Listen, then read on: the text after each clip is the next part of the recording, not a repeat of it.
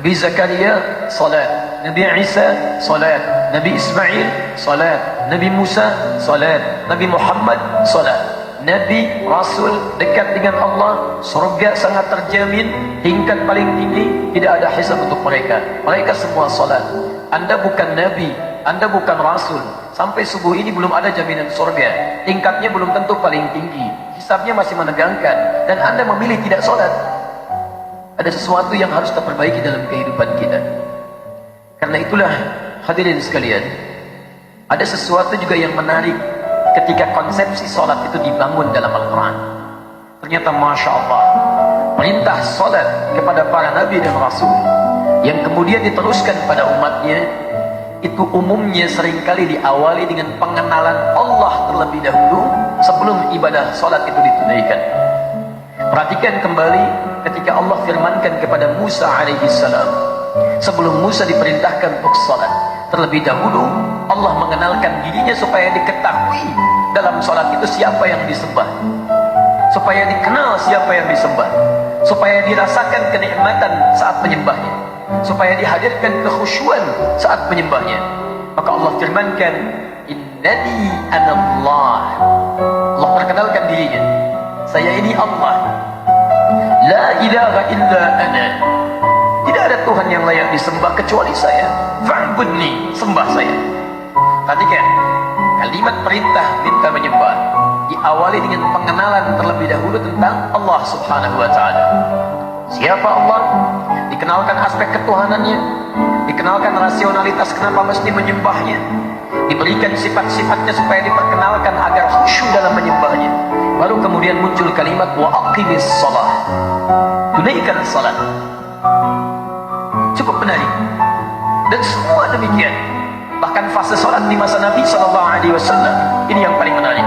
Sebelum diperintahkan salat, setahun sebelum hijrah ke Madinah Al-Munawwarah itu, dalam usia Nabi 52 tahun, setelah 12 tahun berdakwah di kota Mekah, ternyata perintah salat tidak langsung diberikan saat Nabi diangkat menjadi Rasul, tapi justru diberikan perintah untuk mengenalkan Allah terlebih dahulu pada masyarakat hampir selama 12 tahun.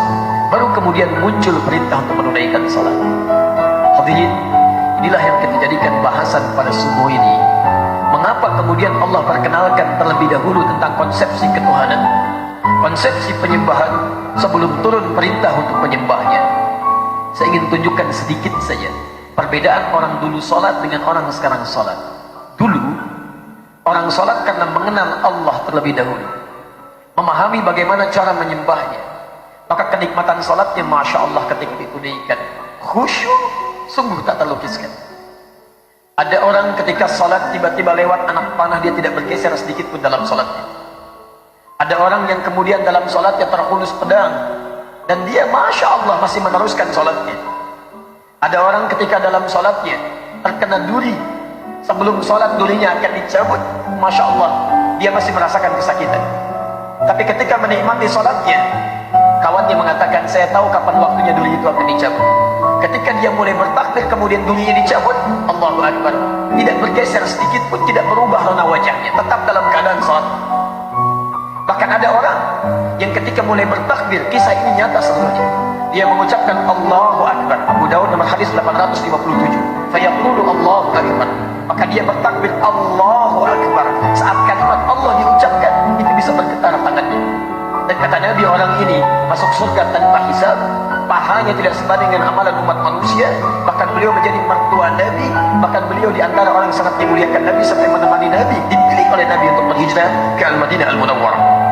Anda bisa bayangkan, ada orang dulu bertakbir sampai gemetar, ada orang dulu dalam keadaan salat sangat menikmatinya, sujudnya bisa berlama-lama, kenikmatan bisa didapatkan. Sampai Imam An-Nawawi dalam kitabnya At-Tibyan fi Adab Hamalatil Quran, di halaman 38 paragraf yang pertama baris 1 sampai 2 cetakan Darul Kutub Al-Islamiyah, beliau menyebutkan banyak sahabat-sahabat Nabi, terkhusus Utsman bin Affan radhiyallahu taala, kemudian ada Abdurrahman bin Auf, ada Tamim Ad-Dari. Bahkan di antara kehebatan mereka tidak sekedar meraih dunianya begitu sukses, tapi kenikmatan terbesarnya ketika mampu tahajud, bahkan sampai hatam Quran, saking nikmatnya dalam salat. Kenapa? Karena mereka telah kenal terhadap Allah lebih dahulu sebelum mereka tunaikan salat. Sekarang mari kita bandingkan dengan kita. Maaf, ada sindiran yang halus dalam Al-Quran tapi tajam. Bahkan ada orang sholat tidak paham, tidak mengerti apa yang dibaca dan dilakukan dalam sholat. Coba anda cek sampai barusan sholat terakhir. Dari sekian ribu ruku dan sujud yang anda kerjakan, berapa persen bacaan sholat yang anda paham? Jangan-jangan lebih dari itu. Kita pun tidak sadar bahwa ketika saat sholat, ketika sedang menunaikan sholat, kita dipersaksikan oleh Allah Subhanahu wa Ta'ala. Bahkan kata Nabi di Abu Daud nomor hadis 666, ada orang sholat yang tidak sadar berapa rakaat sedang menunaikan sholatnya. Hatta la yash'ura al-musalli kam raka'atan yusalli. Sampai ada orang sholat, kata Nabi, tidak sadar berapa rakaat sedang menunaikan sholatnya. Orang dulu saking nikmatnya, rakaat pertama sholat subuh sujudnya begitu berlama-lama karena kenal dengan Rabbnya. Sampai Nabi di akhir sujudnya seakan-akan menunggu sujud berikutnya begitu lama. Karena itulah beliau nikmati sujud yang terakhir. Masya Allah, bandingkan dengan kita. Dari sekian salat yang kita tunaikan, berapa yang kita nikmati? Jangan-jangan kita pun tidak merasa sedang menyembah Allah Subhanahu wa Ta'ala. Hanya lisan kita mengatakan menyembah Allah, tapi hati kita tidak hadir dalam lisan yang kita ucapkan. Karena itulah Bapak dan Ibu sekalian, ikhwah sekalian, penting kita ketahui dulu kemudian bangunan konsepsi mengenal Allah Subhanahu wa Ta'ala dalam hal sebelum kita menyembahnya, agar kenikmatan dalam setiap ibadah yang kita lakukan hadir dan melahirkan kekhusyuan. Karena itulah ibadahnya disebut dengan salat, terambil dari kata silah. Saya mohon izin. Bismillah. Perhatikan sini kata salat. As-salat ini bentuk tunggalnya seakar dengan kata silah. Kata dasarnya dari kata wasala yasilu silatan, kemudian jadi salat. Wasala yasilu silah, sesuatu yang sampai atau terhubung dengan erat, hubungan yang erat yang sulit untuk dipisahkan. Silah. Anda pernah dengar istilah silaturahim? Silaturahim, hubungan kasih yang sangat erat, yang sulit untuk dilepaskan. Bukan saat kumpulnya, ada seringkali keliru ini. Ya. Silaturahim itu terwujud bukan saat kumpulnya, tapi saat Anda berpisah setelah momentum pertemuan itu terjadi. Kalau Anda bertemu dengan kawan-kawan Anda menyapa, wajar karena Anda melihat orangnya, karena Anda berjumpa dengan sosoknya. Yang paling hebat itu setelah Anda berpisah, masih ada hubungan kasih antara Anda dengan kawan Anda, sehingga Anda mendoakan dia dalam kebaikan. Dalam sujud Anda doakan, dalam doa Anda sertakan. Itu yang dimaksudkan hubungan yang erat, yang sulit untuk dipisahkan.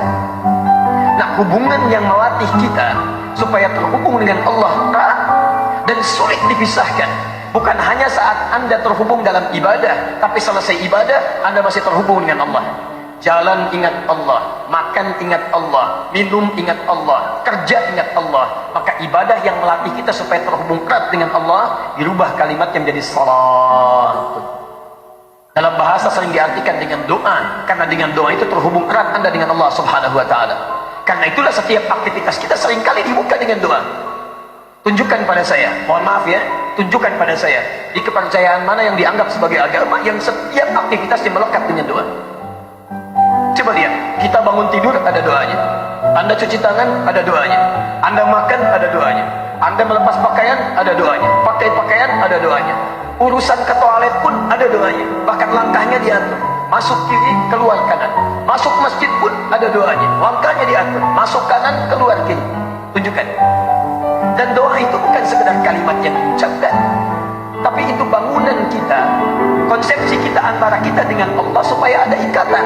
Bahkan kata Nabi, lihat kalimatnya, saat Anda tidak tahu doanya pun cukup ucapkan kalimat Allah. Kullu amrin fi balin la yubda'u fihi bismillahirrahmanirrahim fahuwa abtar.